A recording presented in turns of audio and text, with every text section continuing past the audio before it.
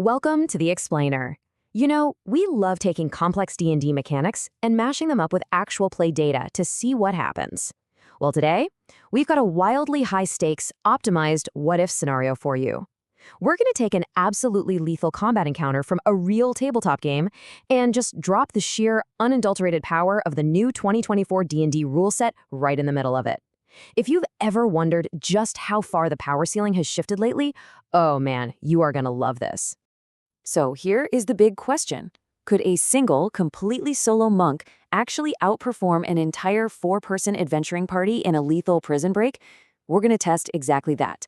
We've built a bespoke 2024 monk, and we're dropping them straight into a totally chaotic, incredibly dangerous encounter from the official Dungeon Master show.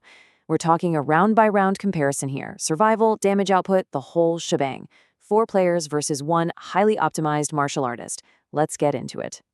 All right, to set the scene for you, our adventuring party, that's Liv, Eloan, Zora, Cream, and their hostage, Contessa, found themselves in a pretty bad spot. They were trapped inside this horrifying wax forge, and as night fell, things went from bad to literal nightmare. Gruesome wax sculptures depicting torture scenes actually started peeling themselves right off the walls and attacking. It was this terrifying, suffocating ambush. And these enemies, they were brutal. These wax constructs didn't just walk up and deal heavy slashing and bludgeoning damage. Nope, they had this awful ranged attack where they would rip off chunks of their own waxy bodies and just hurl them at the party.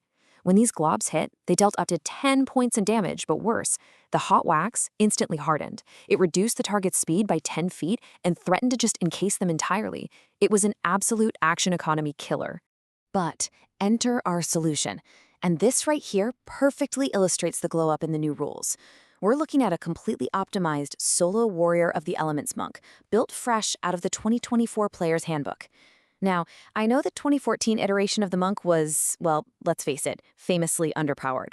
But this new 2024 version, it is an absolute master of battlefield control, especially when we pair it with a couple of very specific new feats.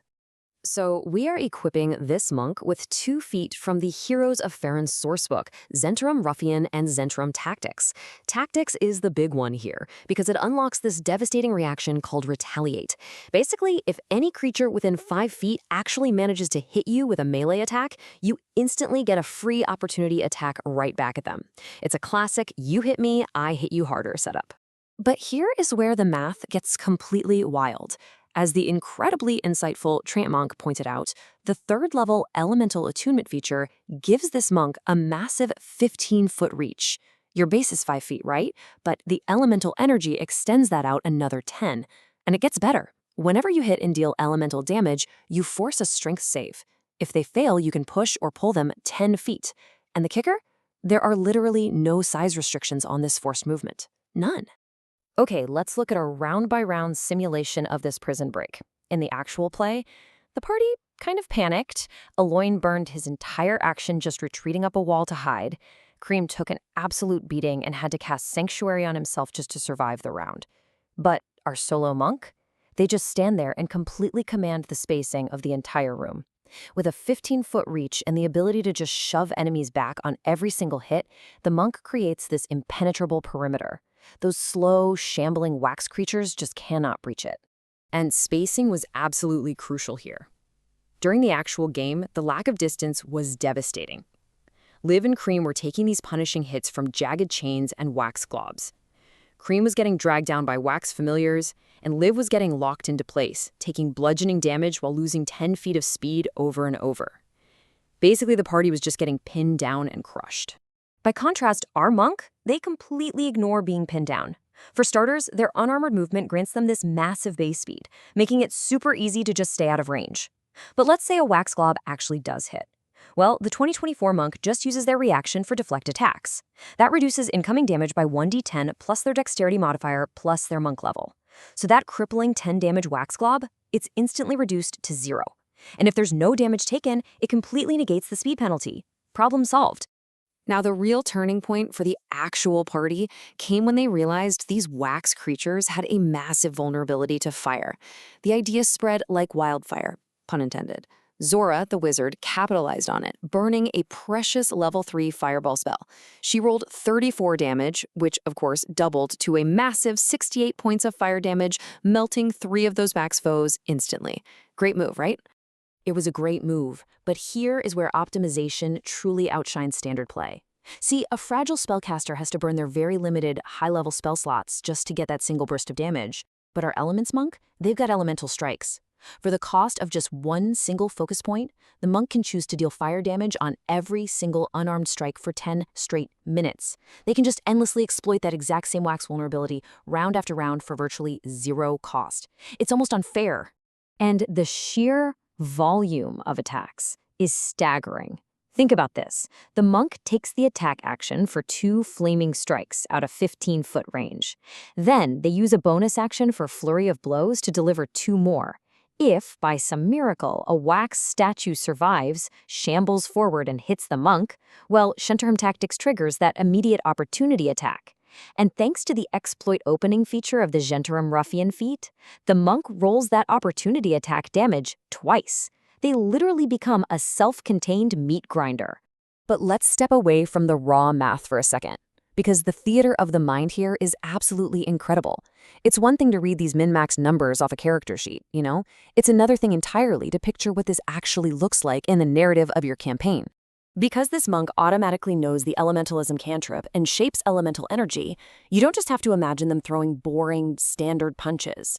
Picture this. You can envision this monk literally spitting gouts of fire or launching these sweeping kicks that send waves of flame to melt the wax enemies from 15 feet away. And they're doing all this long before the constructs can even raise their waxy arms. It is just a stunning visual that perfectly marries hardcore optimization with top-tier roleplay. But you know, what happens when we push the scenario even further?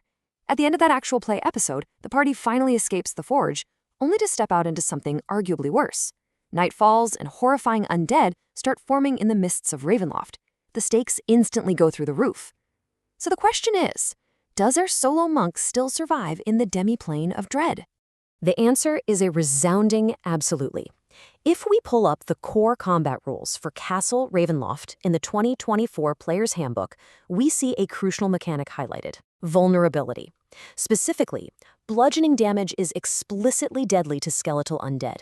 So a standard strike rolled for, say, 7 damage automatically doubles, crushing a skeleton for 14 points of damage. And this right here is exactly why the monk is practically custom-built to survive Ravenloft's horrors. Their basic martial arts deal innate bludgeoning damage, so they perfectly exploit those skeletal vulnerabilities without ever needing to draw a weapon. Oh, you're facing vampires now? Just swap to elemental fire or radiant damage.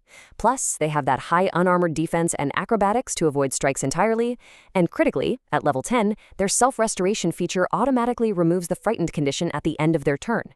That is a massive, life-saving advantage when you're trapped in a realm literally built on fear. So, what does this all mean? Well, this encounter leaves us with a pretty fascinating takeaway. The rebuilt 2024 Warrior of the Elements monk, when paired with those Zhentarim feats, completely trivializes an encounter that nearly wiped out a standard party of 4. It brilliantly illustrates the massive power upgrade we got in the new rule set, but it really leaves you wondering, if just one optimized character can bend the battlefield to their will this effectively, just how high is the ceiling when an entire party optimizes together? Is there anything a dungeon master could even throw at them? Something to think about for your next campaign. Thanks for joining me for this explainer, and keep optimizing.